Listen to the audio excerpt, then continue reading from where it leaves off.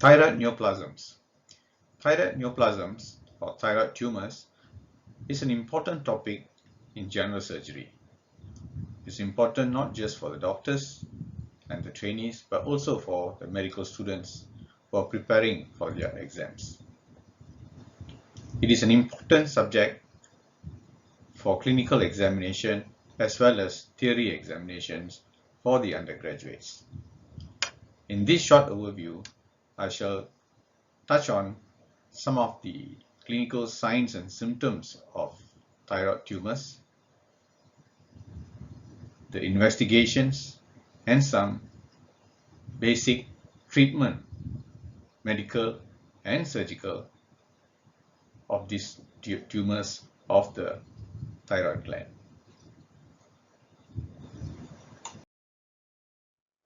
The thyroid gland is located in the anterior aspect of the neck. Each consists of a right and left lobe. Okay, the two lobes joined together by the isthmus in the center.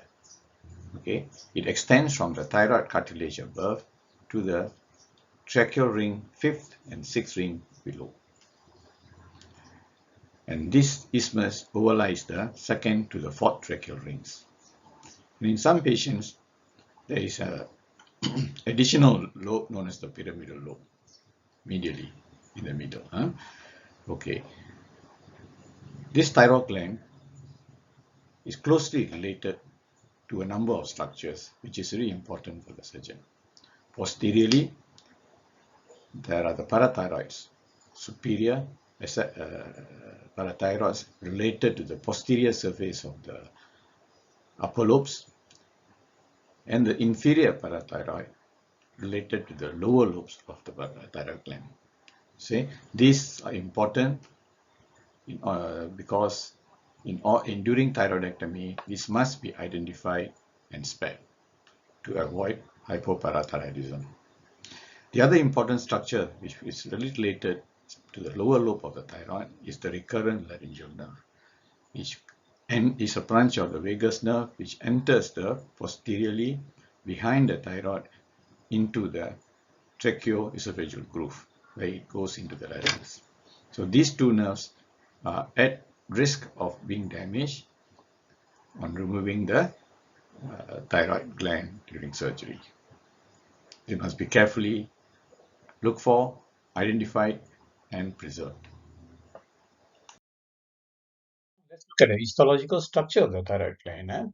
If you do a section of the thyroid gland, you will see there will be numerous follicles will be seen, okay, as shown in this diagram here. So these are the follicles. The unit of the gland is called a follicle, which is filled with glycoprotein known as colloid here. Okay, so the thyroid follicles, numerous of them filled with colloid, where the metabolic activities of the thyroxine production takes place. Now, these follicles are lined by endothelial cells known as follicular cells.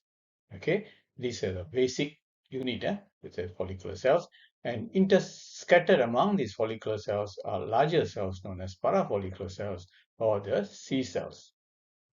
Now, a closer view of this diagram of this follicle is shown here.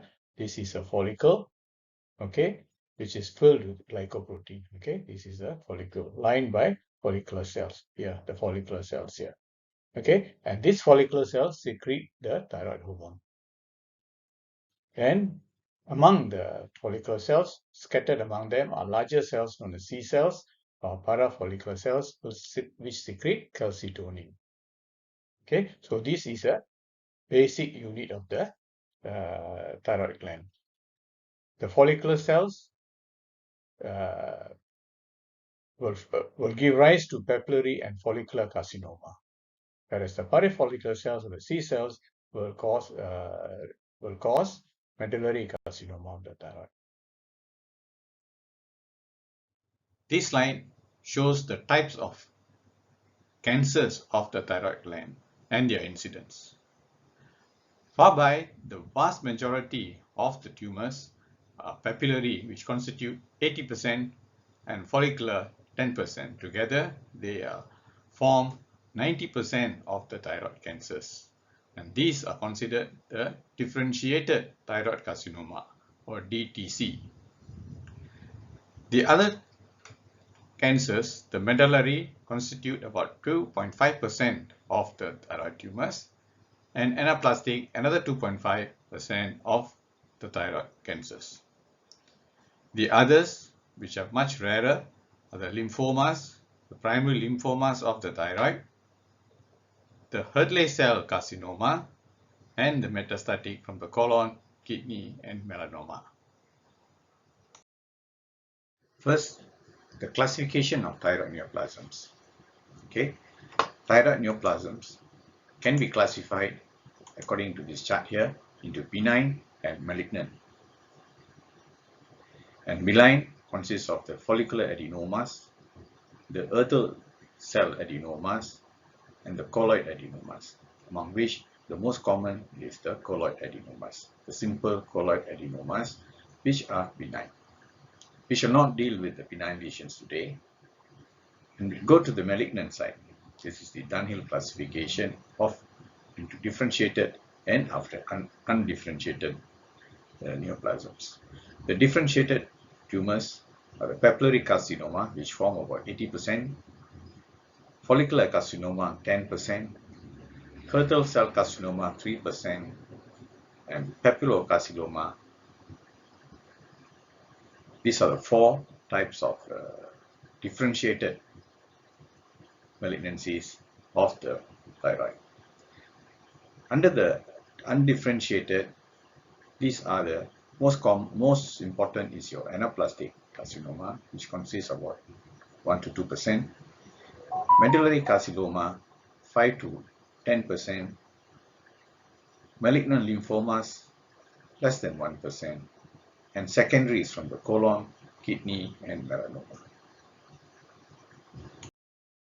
Okay, next we come to the etiology of thyroid cancers. Okay, the vast majority of thyroid cancers, the cause unknown. Okay, this is very important. The second important cause is the previous exposure to irradiation of the thyroid, especially in childhood. If the radiation is done at the age of before 5 years of age, then the chances of papillary carcinoma is much higher. Chronic endemic multinodular goiter, usually due to iron deficiency goiter, can predispose to the development of follicular carcinoma.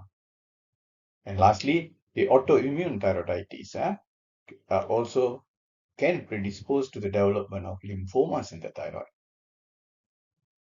Okay, this picture here shows you summarizes the causes, the thyroid causes and the risk factors. One, the most important is genetic mutation. Okay, genetic factors are very important. Low levels of iodine, which I said, iron deficiency goiters, and also exposure to radiation in the neck, especially during childhood.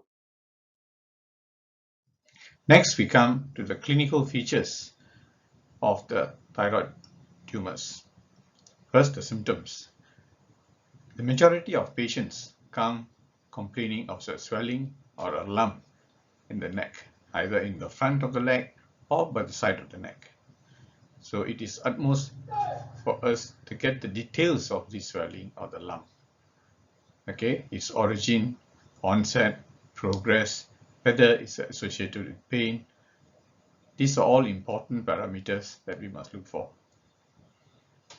Then the pressure symptoms due to the swelling or the lump, which is 3 of them: hoarseness of the voice due to pressure on the recurrent laryngeal nerve, dysphagia due to pressure on the esophagus, and stridor, which is a late symptom due to pressure on the trachea, which the thyroid lobes straddle.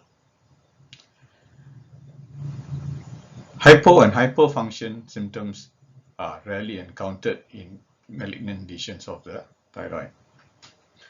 As for the signs, again, a lump is the most commonly noted sign, which is usually solitary a solitary nodule. Occasionally, there can be more than a nodule. Again, as in the history, it is important to determine the certain features of this lump which will suggest it is malignant. The mobility and the fixity of this lump. Malignant lesions can tend to be fixed, whether it moves with swallowing, the consistency. Malignant nodules tend to be hard, and also the associated lymph nodes in malignant nodules.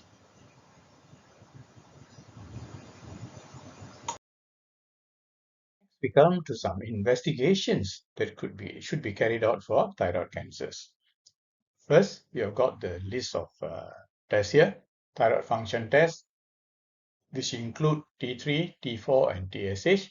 These are very important to determine the functional status of the thyroid gland. Secondly, serum markers, especially thyroglobulin, which is very important, and this is not so for diagnosis of a thyroid cancer, but is for follow-up of the patient to see whether there's any evidence of recurrence.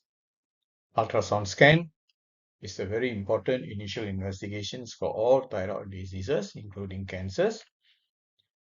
Next, we come to fine needle aspiration cytology or FNAC, which is usually done under guidance of ultrasound. Okay, and this is to confirm the presence of malignancy. And together, FNAC under ultrasound guidance, okay, that means together ultrasound and FNAC is diagnostic in the vast majority of patients. In case this is not diagnostic in a small percentage of patients, then newer tests can be done, such as the immunohistochemical test, of which the HPME1, Galectin-1, Galectin-3, and TTF1 are important tests.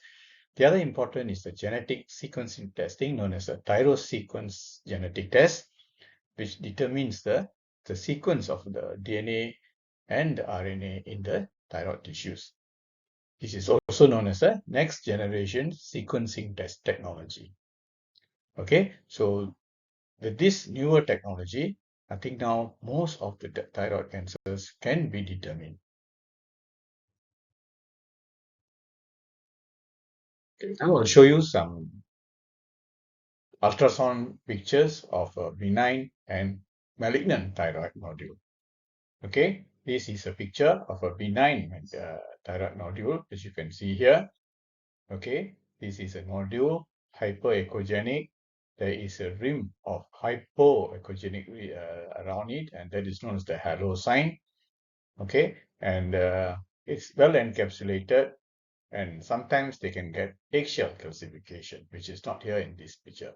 Okay, got a halo sign here, a rim of hypoechogenic lesion. Then the lesion itself is hyperechoic, and it is well encapsulated. So these are the features to suggest it's a benign thyroid nodule. On the other hand, over here, there's another nodule here, which is exhibits features of malignant disease. Will define, okay, hypoechogenic, thick irregular capsule, and a chaotic intranodular vascularity, vascular invasion, and microcalcification. This vascularity can be tested, checked with using a Doppler ultrasound. Okay, here I've got hypoechoic, ill-defined lesion, the borders, and also microcalcification of the lesion. So these are features of malignant nodule. Okay, you've got a benign and malignant thyroid nodule. Okay, now the next one is the interpretation of the fine needle aspiration cytology, which is done under ultrasound guided. Okay, this is a smear of the cytology here. These are the malignant cells that are rotated, papillary cells here. Okay, it is this FNAC under ultrasound guidance is reliable in confirming papillary carcinoma. Okay, so the results are shown here: Thai1, Thai2, 3, Thai4, and Thai5. 1 and 2 are benign. 4 and 5 are malignant. So the important thing is your 3, especially for follicular adenoma. It's very difficult to determine or decide, confirm whether it's benign or malignant, adenoma and a malignancy. So in such cases, in type 3 cases, you may have to do this is inconclusive diagnosis, you may have to do a lobectomy or hemithyroidectomy and send the specimen for histopathology to look for vascular or capsular invasion, okay, on HPE. And this invasion of this vascular or capsular invasion would suggest of malignancy. Sometimes this can be done on frozen section at the time of the operation, which is histology is not so reliable. Sometimes not so reliable. Or sometimes you can do a true cut biopsy or a core biopsy, but this is usually risky to do on the neck, and it can only be done if the tumor is grossly infiltrative and inoperable, such as in the case of anaplastic carcinoma.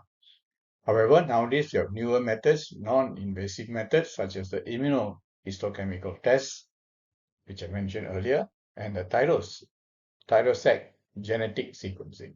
Okay, these are the newer tests or non-invasive tests that can decide whether a nodule, a solid nodule, which is malignant or not, especially a follicular adenocarcinoma.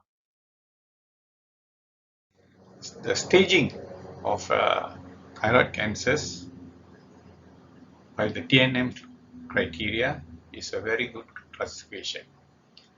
Okay, stage 1 refers to less than 2 centimeter in diameter. The tumor is less than 2 centimeters in diameter without evidence of disease outside the thyroid glands. That means less than 2 centimeters confined within the thyroid gland. Stage 2, tumor is 2 to 4 centimeters, again without evidence of extrathyroidal disease.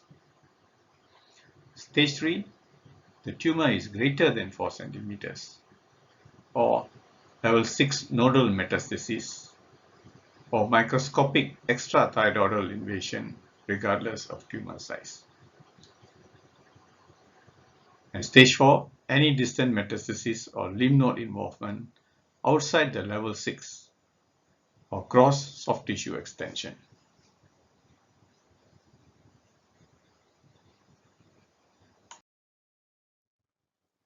Okay, this is a diagram to show the lymph nodes in the neck where the surgery for the thyroid takes place. Okay, this compartment, the medial or the midline compartment here, is known as the visceral space where the thyroid is located. Okay, and the lymph nodes in that region is called the level 6 or the visceral space lymph nodes. So all these lymph nodes, these are the visceral space lymph nodes, which may have to be removed on doing thyroidectomy for cancers.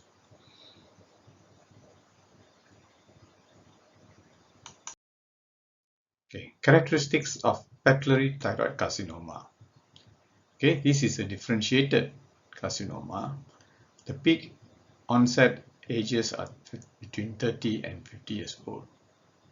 Papillary thyroid cancer is the most common cancer in the thyroid and is more common in females than in males, the ratio being 3:1. The prognosis of the disease is directly related to the tumor size. Less than 1.5 centimeters is a good sign of prognosis, good prognostic sign. This cancer accounts for about 85% of thyroid cancers, and it is directly related to exposure to radiation. More than 50% of the cases, it spreads to lymph nodes of the neck. Distant metastasis to the lungs and bones is uncommon. The tumor is considered as slow growing and the overall cure rate is very high. nearly 100% for small lesions in the young patients.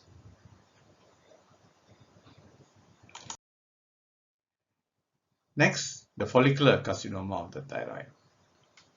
This is the second most common, constituting about 10 to 15% of all thyroid cancers. Often, it is difficult to distinguish from benign follicular neoplasms on FNAC. The lymph node spread is uncommon. Only about 8 to 13% of cases spread for lymph nodes. Typically, its spread is by hematogenously, with distant metastasis typically to the lung and bones in about 10 to 15% of cases. The variant Hürthle cell carcinoma is more aggressive, higher rate of lymph node metastasis than the classical follicular thyroid cancer. Rarely presents with distant metastasis. However, highest incidence of late distant metastasis occurs.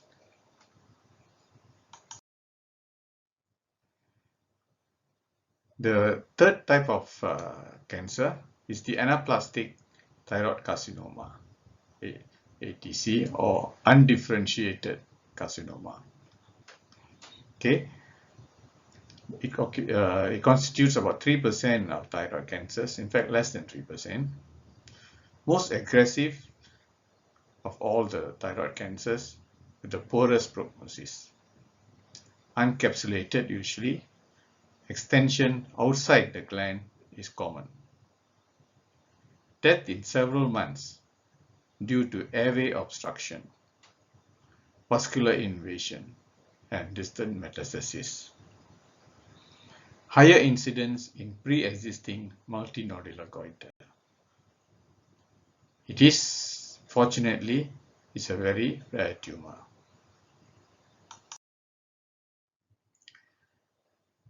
The last of the four common cancers of the thyroid is the medullary carcinoma of the thyroid, MTC. This arises from the calcitonin-producing parafollicular C cells located in the thyroid. It accounts for 2 to 5% of thyroid cancers. And there is a heritable possibility in about 25 of cases due to mutations of the RET gene, which causes the familial MTC, which is related to the multiple endocrine neoplasia 2 or MEN2.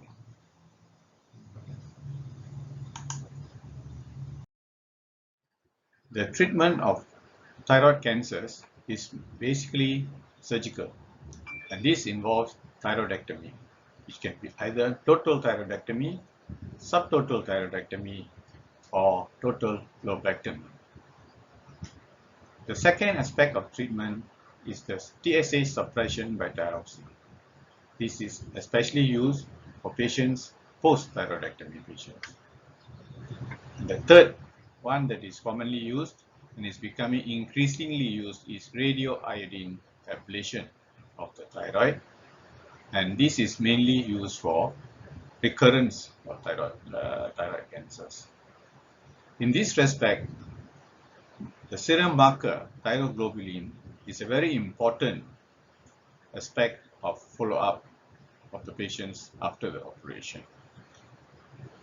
Any increase in thyroglobulin level may be an indication of recurrence of thyroid cancers. The surgical treatment of thyroid cancers. Initially, thyroid cancers require total thyroidectomy with central neck node dissection. May consider hemithyroidectomy if a single focus of papillary cancer within the lobe measuring less than 1 cm. These are nowadays classified as low-risk tumors, the size basing on the size. So for them, you can do a hemithyroidectomy or lobectomy. More extensive resection for patients with evidence of invasion of neck structures may have to be carried out.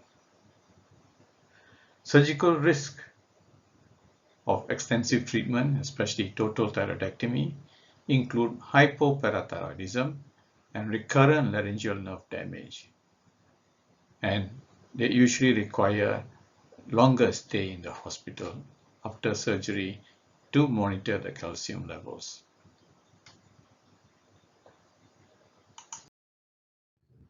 Types of thyroidectomies. What are the thyroidectomies commonly done for thyroid cancer? First is total thyroidectomy, where the complete removal of all visible thyroid tissue is undertaken. Okay, this is quite straightforward. There's no controversy over it. Secondly is the near total thyroidectomy, where there's complete dissection on one side, leaving a remnant of thyroid tissue laterally on the contralateral side. The third type is known as subtotal thyroidectomy, which leaves a rim of thyroid tissue bilaterally in both lobes.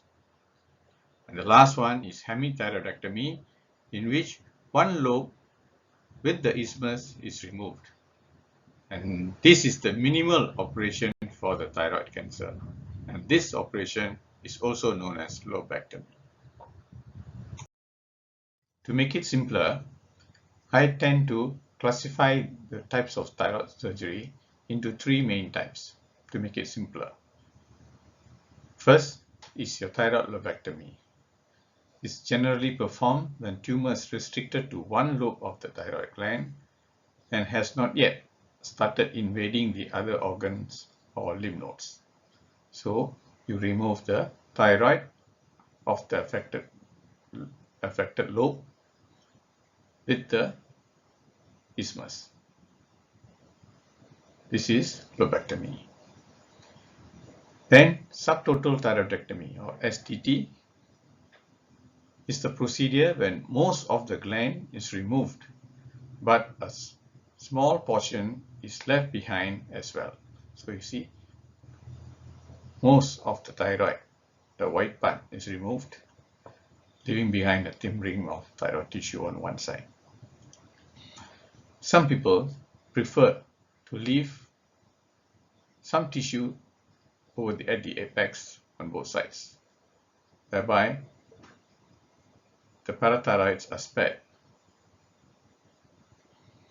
And then the third type is total thyroidectomy, which is quite easy. When the entire gland is removed, the procedure is also known as total thyroidectomy.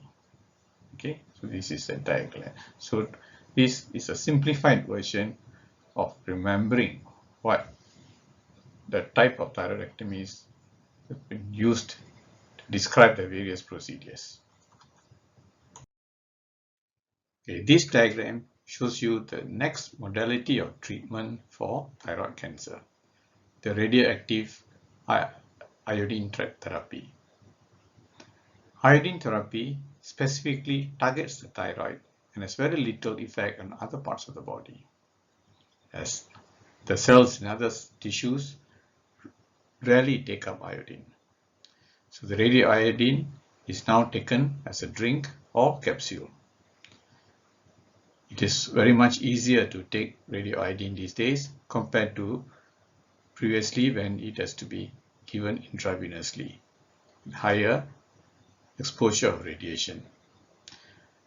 Secondly, radioiodine or radioactive iodine molecules are absorbed through the intestinal tract and goes into the bloodstream, where the thyroid gland absorbs most of the radioiodine into itself. In the process, it destroys itself and the cancer cells.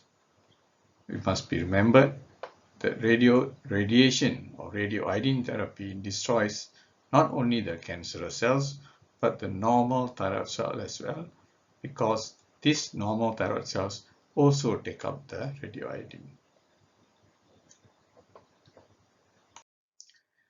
The standard initial treatment of thyroid cancer is shown in this diagram.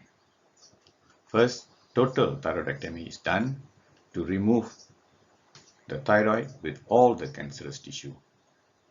This is then followed with radioactive iodine treatment to ablate all the microscopic residual thyroid tissue that may be left behind.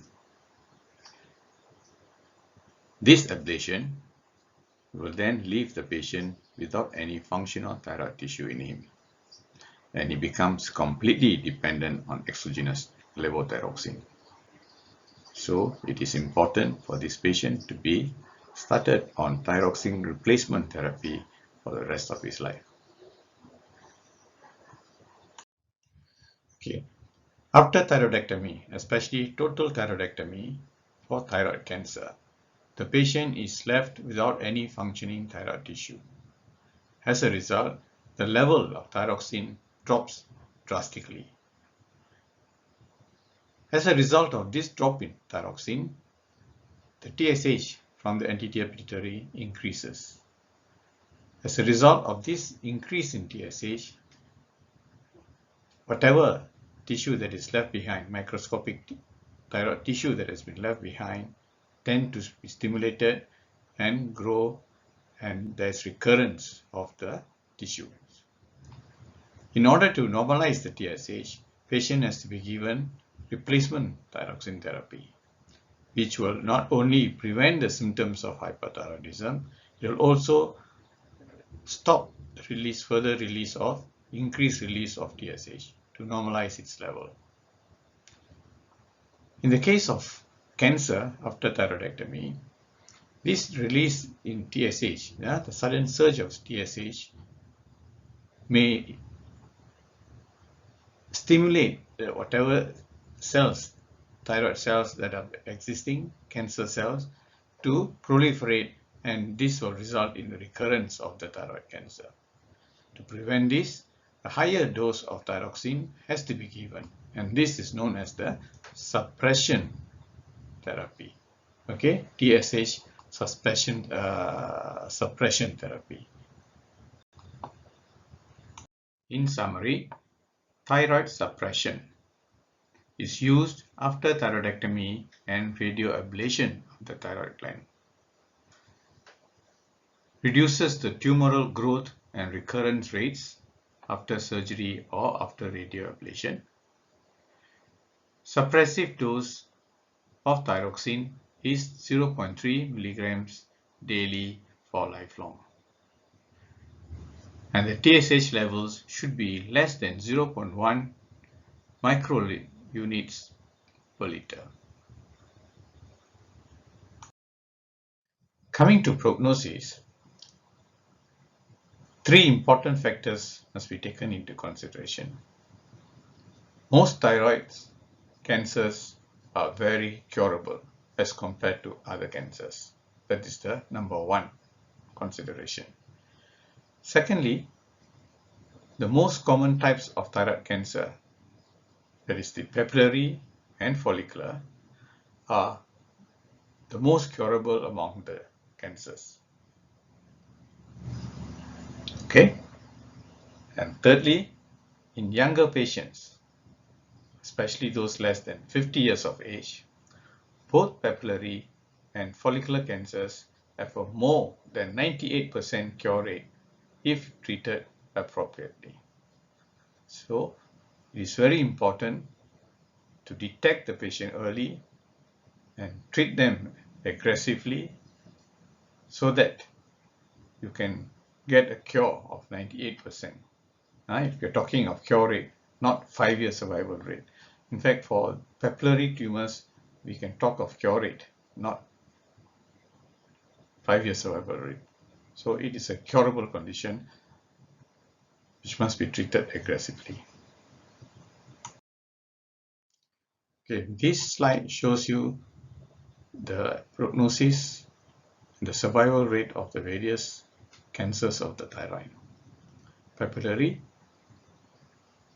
being the most predominant of the thyroid cancers, has a 10-year survival rate of 74 to 93%.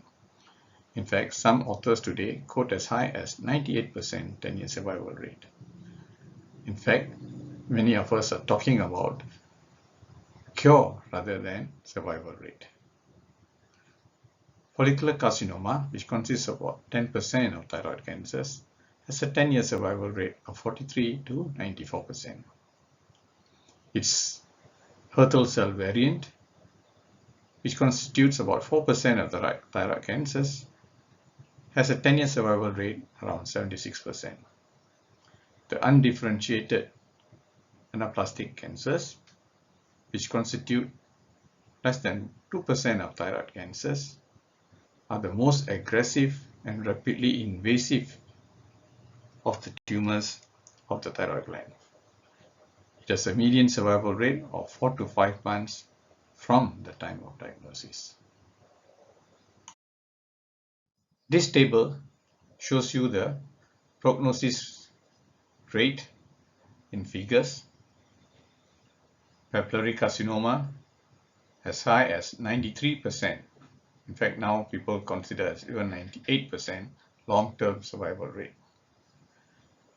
Follicular carcinoma, 94% long-term survival rate. Hürthle cell carcinoma, which is a malignant form of aggressive form of follicular carcinoma, the rate can go up to 20% mortality rate of 10 years. And medullary carcinoma, about 80% 10-year survival rate with 40%, 45% with lymph node involvement. So you can see from here, both papillary and follicular carcinoma, which account for about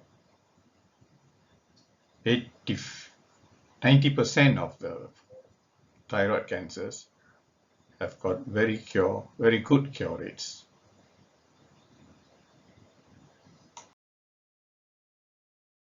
Now, let's look at some of the special features of thyroid cancers. There are two peak incidences according to age, the young and the old. Young is under 50 years of age, and the younger the patient, the better the prognosis. As for the older age group, above 50 years of age, the older the patient above this 50 years age limit, the poorer the prognosis. So this is a very important factor to consider. Another factor is the metastases are very rare or slow, and there's been a lot of cases of asymptomatic occult metastases which go through life or are undetected, and many of them are asymptomatic and gives no problem. These tumors are easily diagnosed by ultrasound and FNAC, and there's effective and simple treatment for these tumors. Generally, they are slow-growing tumors with overall prognosis being very good. Okay, based on this, the traditional concept of treatment is early aggressive treatment with total thyroidectomy and lymph node clearance. However, total thyroidectomy and lymph node clearance have some serious complications. As the prognosis is good, it has to be better to be selective for the patients who are selected for major surgery so as to avoid unnecessary complications for those who may not need such major surgery.